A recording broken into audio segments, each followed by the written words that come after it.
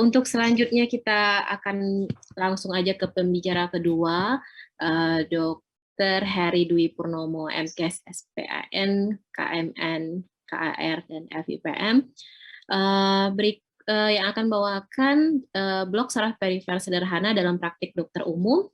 Berikut CV dari Dr. Heri. Dr. Heri menamatkan pendidikan dokter di Fakultas Unair, kemudian melanjutkan spesialis anestesiologi di FKUGM, serta mengambil konsultan manajemen nyeri dari FK Unhas, dan melanjutkan Fellow Interventional Pain Management pada tahun 2016, dan terakhir mendapat konsultan anestesi regional pada tahun 2017. Kepada Dr. Heri, saya persilahkan, Dok. Waktu 20 menit ya, Dok.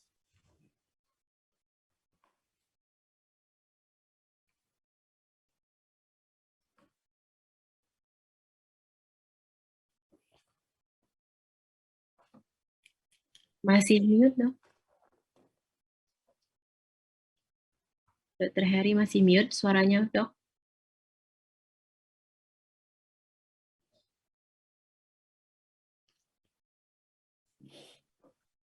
Maaf, Dr. Heri, suaranya masih mute, Dok.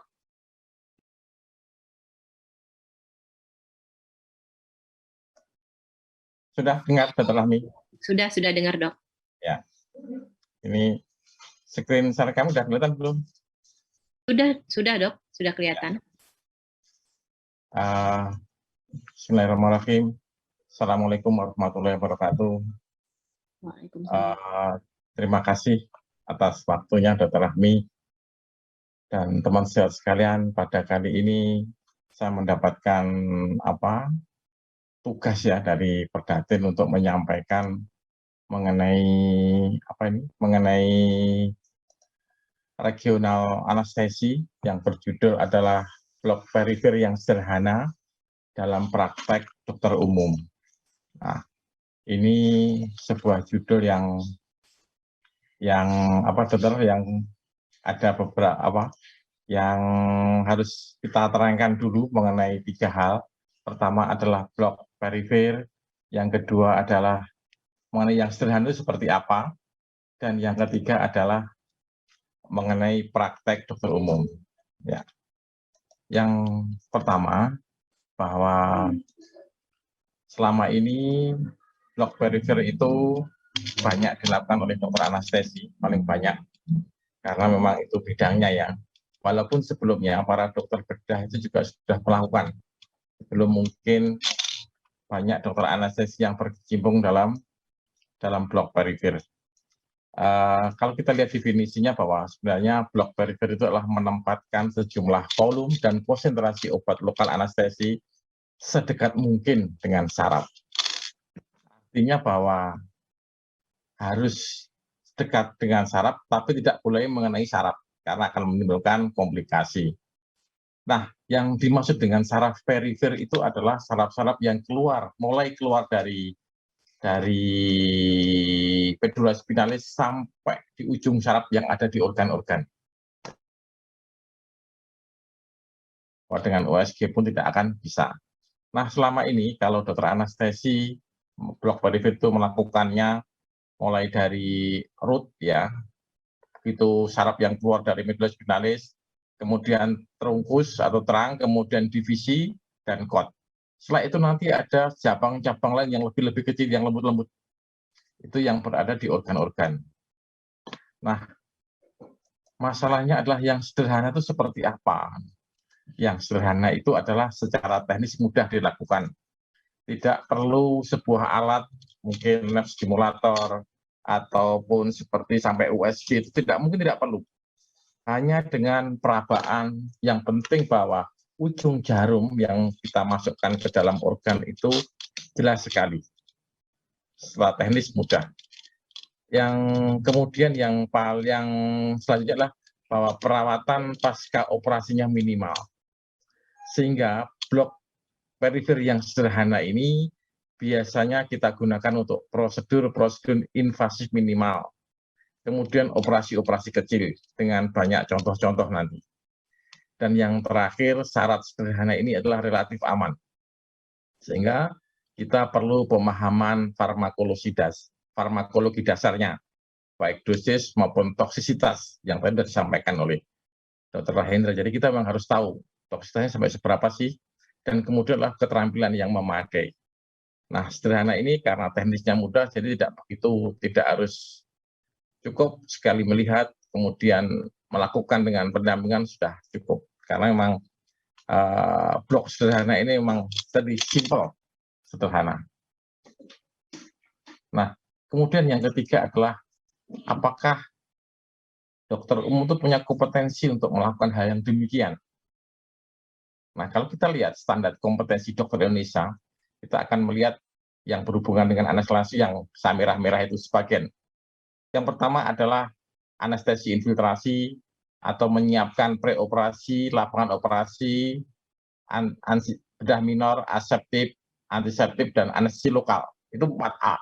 Jadi harus tuntas dan paripurna. Kemudian anestesi infiltrasi 4A. Blok saraf lokal 4A. Dan pemberian analgetik 4A. Sedangkan kalau kita lihat yang kuning-kuning ini adalah kompetensi di bidang terapeutik ya, pembedahan, sirkumsisi, insisi, drainase, perawatan luka, eksisi, tumor jinak, roster plastik kuku, jahit luka, dan sebagainya. Yang ini dia membutuhkan anestesi. Sehingga dengan demikian, dia juga harus mempelajari bagaimana menganestesi, mengeblok saraf itu supaya pasien-pasien itu nyaman, tidak nyeri ketika dilakukan tindakan-tindakan emergensi umpamanya di UGD dan sebagainya, tempat-tempat praktek. Nah, ini kalau kemampuan tingkat A itu adalah mendiagnosis dan melakukan penata laksanaan secara mandiri dan tuntas. Nah, kalau kompetensi 4A, bahwa inilah kompetensi yang dicapai pada saat lulus dokter. Sedangkan 4B adalah profisiensi atau kemahiran yang dicapai oleh seorang dokter setelah selesai internship atau pendidikan dokter berkelanjutan. Nah, blok-blok ini sebenarnya kalau kebetulan saya dokter anestesi sering melakukan blok-blok infiltrasi ini. Untuk apa? Untuk pasien-pasien yang tadi seperti tadi. Kadang-kadang dokter bedahnya atau operator itu minta dengan general anestesi, aterum atau tumor-tumor kecil dan sebagainya. Kalau kita intubasi, risikonya terlalu besar, terlalu berlebihan karena hanya operasinya hanya 15 menit, 20, kenapa nggak diblok saja? Nah, kebetulan teman-teman saya itu adalah dokter-dokter yang sudah sepuh-sepuh, usia 60-70 tahun. Ya, mereka sudah paham masalah-masalah ini. Anestesi yang memberikan sedasi, kalau perlu adalah anestesi yang emergensi, kasih ketamin umumnya, kalau dia masih kesakitan, sehingga dengan operasi yang sebentar itu tidak perlu harus intubasi yang lebih rumit dan efek samping yang lebih besar. Nah, ini kemudian sejarahnya seperti apa sih sebenarnya? Jadi sejarah anestesi lokal itu sudah lama sekali. Ketika orang-orang Mesir kuno memakai lemak buaya untuk memberikan anestesi pada daerah-daerah yang akan dilakukan tindakan. Yang terus memakai batu mempis dan cuka yang dioleskan kepada daerah yang luka, yang akan dilakukan tindakan. Kemudian dokter-dokter Cina melakukan dengan rumput Jimson, ganja, nightshade, dan mandrake pada daun kalamus yang dibakar di atas kulit yang akan dioperasi. Kemudian ada yang memakai arus listrik pendek dengan cairan yang mudah menguap. Kemudian pemakaian klinis pertama dari obat-obat anestesi adalah pada tahun 1884, tahun sudah lama itu ya. Ketika dokter mata dari Austria, Kattkoller, itu memakai kokain topikal untuk anestesi mata. Dan yang kemudian setelah itu mulai berkembanglah pemakaian anestesi infiltrasi, lokal anestesi itu karena dengan ditemukannya sintesis senyawa dengan toksisitas yang lebih rendah seperti prokain, lidokain. Sehingga sampai sekarang dengan berbagai macam alat, berbagai macam obat yang ada dan sudah bisa kita gunakan. Pada prinsipnya ada dua hal sebenarnya pada pemakaian anestesi lokal ini. Pertama adalah injeksi langsung ke garis insisi dan jaringan di dekatnya. Jadi tempat insisinya itu langsung diberikan obat lokal anestesi. Ini memang aktif, memang efektif, dan tapi kekurangannya adalah memerlukan volume agen anestesi lokal yang besar untuk mencapai cakupan yang luas. Ya. Jadi pada prinsip pertama itu adalah injeksi anestesi lokal langsung pada garis insisi.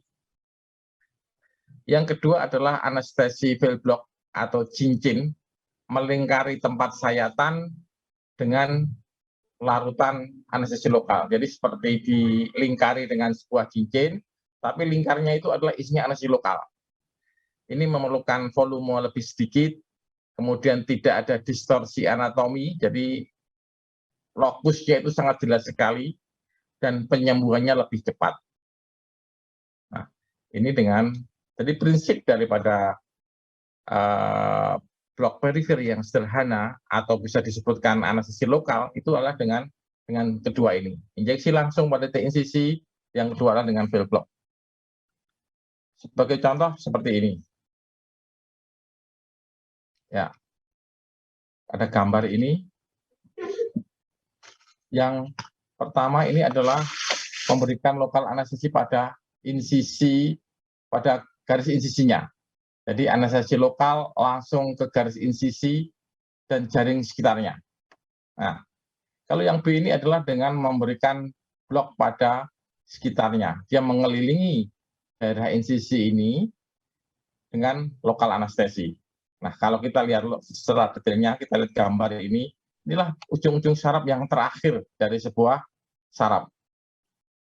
Sehingga dengan kita melihat seperti ini, inilah ujung akhir dari saraf tempat lokal anestesi pada pada blok lokal ini berada. Jadi definisi awal adalah menggenangi saraf-saraf ini sedekat mungkin dengan saraf. Inilah tempatnya. Kemudian yang kedua adalah selanjutnya adalah agen anestesi. Kalau kita melihat ini, Dr. Rahmi jelas nggak, Dr. Rahmi? Jelas, Dok. Bergerak ya ininya ya? Apa? Ya, bergerak, Dok. Bergerak. Kemudian kalau kita tadi mau mungkin mengulang sebentar apa yang dikatakan oleh pembicara yang pertama tadi adalah ada dua, satu adalah golongan ester, adalah golongan amida. Nah, mungkin untuk hal-hal yang seperti ini, paling banyak kita gunakan adalah lidokain. Lidokain durasi tanpa epinefrin itu sudah 2 jam, jadi kalau operasi-operasi lokal ini cuma sekedar seperempat, setengah jam, atau 1 jam cukup dengan lidokain ini. Kemudian durasi dengan epinefrin bisa meningkat, bisa 1,5 sampai 3 jam, dan dosis maksimalnya ini ada yang mengatakan 3, ada yang 4,5 mg per kilogram berat badan. Jadi kalau pasien kita itu beratnya 50, ya sekitar 50 kali 4,5, 250 mg lidokain. Tanpa epinefrin, dengan epinefrin lebih lama lagi, sekitar 7 mg per kilogram berat badan. Kalau pakai 50, beratnya 50 berarti kita memakai sekitar 350 mg lidokain. Kalau 1 ampul itu sekitar 40 mg, jadi kita masih butuh sekitar berapa ampul itu? Cukup banyak. Bahkan di negara-negara lain, kalau yang di New Zealand, Inggris, dan sebagainya, mereka tidak pakai patokan itu. Ada langsung, maksimal 450, ada yang 500 mg. Jadi masih cukup aman sebenarnya, tanpa perlu harus takut bahwa terjadi toksisitas. Seperti dikatakan bahwa sekarang pemakaian lidokain di intravena itu cukup banyak. Nah, tadi sudah diterangkan, hanya sepintas saja ini tingkat absorpsinya adalah teknik injeksi pada vaskularisasi dan respon jaringan. Nah, subkutan ini yang sering yang kita hafal ini adalah kadar konsentrasi plasma relatif lebih rendah dibandingkan dengan epidural, kaudal, plexus brachialis, dan jalur intercostal. Jadi dengan subkutan ini atau infiltrasi kita lebih aman. Nah, dengan epinefrin 1:200.000, tapi kalau untuk ekstremitas hati-hati, pada end organ hati-hati. Karena ini masih kontroversial, bisa jadi menjadi iskemik. Tapi kalau lebih aman sudah pakai lidocaine saja tanpa epinefrin. Targetnya adalah menjaga hemostasis, mempertahankan durasi dengan epinefrin, dan mengurangi tingkat absorpsi anestesi lokal sehingga toksisitas akan menurun. Tapi jadi epinefrin ini bermanfaat apabila kita memakai lidocaine dosis tinggi. Nah, prinsip umumnya adalah satu hal, ya satu kekurangan pada blok infiltrasi ini adalah nyeri saat diinjeksi. Sehingga kita harus seminimal mungkin untuk mengurangi. Salah satunya apa? Penggunaan jarum guts yang lebih kecil. Kemudian memberikan anestesi lokal secara pelan-pelan. Memakai buffer larutan anestesi lokal, kecuali bufakain dan bufakain. Nah, jadi ini beberapa strategi untuk mengurangi nyeri saat injeksi lokal anestesi. Nah, ini komplikasinya atau efek sampingnya, reaksi alergi, ini jarang terjadi sebenarnya. Kalau toh terjadi, itu bisa jadi karena obat pembawanya, atau larutannya. Biasanya hanya ruam, urtikaria, atau jangan-jangan itu positif palsu. Ya. Tapi kalau bila ragu-ragu, maka gunakan amida yang bebas bahan pengawet. Jadi sekali lagi, komplikasi atau efek samping ini hanya untuk kewaspadaan, bukan untuk menakut-nakuti. Kadang-kadang ada dokter yang mendingan kesakitan rasanya daripada dia tidak kesakitan, karena lebih aman, tidak ada obat-obatnya. Justru itulah yang menjadi salah satu kelebihan kita dengan anestesi itu adalah pasien merasa nyaman walaupun kulitnya tersasat. Kemudian apapun itu, kita juga harus menyiapkan, walaupun mungkin kejadiannya jarang, adalah kita juga harus mempersiapkan peralatan resusitasi yang ada di tempat kerja kita. Pertama adalah oksigen dengan back valve mask dan seperangkat manajemen airway. Ini yang paling penting. Karena pada pasien-pasien itu kalau terjadi shock atau terjadi komplikasi atau efek samping, yang pertama dibutuhkan adalah oksigen, jalan nafas. Pasien bisa nafas. Yang lain-lain belakangan. Karena lagi ya, Dok. Berapa? 5 menit, Dok. Ya. Karena bisa jadi nanti karena apa? Karena takutnya malah lari-lari tidak menolong pasiennya, panggil teman-temannya. Justru yang terpenting adalah kuasai dulu jalan nafas. Setelah itu baru belakangan yang lain-lain. Kemudian ini salah satu teknis saja, contoh-contoh penutupan luka. Kalau kita lihat anatomi kulitnya ada epidermis, dermis, dan lemak macam-macam. Yang targetnya adalah di subkutan, ya ini di sebelah sini, di tempat-tempat saraf inilah lokal anestesi harus diberikan. Kemudian tip lain adalah kalau untuk dokter umum ya ada di tepian luka biasanya untuk pembersihan, debu-debu dan penjahitan. Tapi harus dianestesi dulu, jangan dibersihkan baru dianestesi baru dijahit. Kalau lebih nyamannya adalah lakukan anestesi dulu, kemudian baru pembersihan dan penjahitan. Kemudian infiltrasinya, injeksinya lebih baik dari dalam luka. Luka yang sudah robek itu kita masukkan obat anestesi. Kalau kita membuat luka baru di sampingnya, akan lebih nyaman dan tidak nyeri ketika injeksi itu diberikan kepada luka yang sudah ada. Kemudian epidermis tidak diinervasi, epidermis ya paling atas, tapi lapisan kulit ini mengandung serabut saraf non-septik tak bermelanin yang sedikit. Jadi kadang-kadang masih ada terjadi nyeri. Kemudian diperlukan deposit analog lebih dalam atau subkutan. Jadi kalau untuk luka-luka di kulit, maka bisa jadi hanya di seputarnya saja atau di bawahnya lagi, di dalamnya lagi. Kemudian jaringan adiposa yang ada di sana yang kadang lemak itu tidak memiliki inovasi yang yang buruk. Jadi sebenarnya tanpa di lokal langsung nggak ada masalah lemak-lemak itu. Karena bisa jadi ia akan meningkatkan dosis total tanpa memberi manfaat untuk analgetik maupun anestesia, sehingga resiko toksisitas sistemiknya lebih tinggi.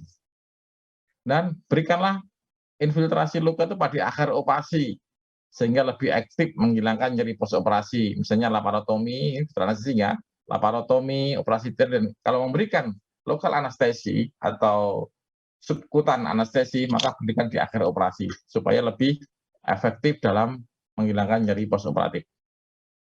Ini sama dengan teknik tadi. Kalau yang kedua ini adalah lesi pada biopsi tumor kulit jaringan lunak, maka diberikan fill block. Jadi kalau ininya adalah masanya, maka berikan anestesi seputarnya ini. Diberikan dinding atau cincin lokal anestesi. Ya. Termasuk ini adalah di belakang kepala. Kalau dengan anestesi harus intubasi karena operasinya di belakang kepala.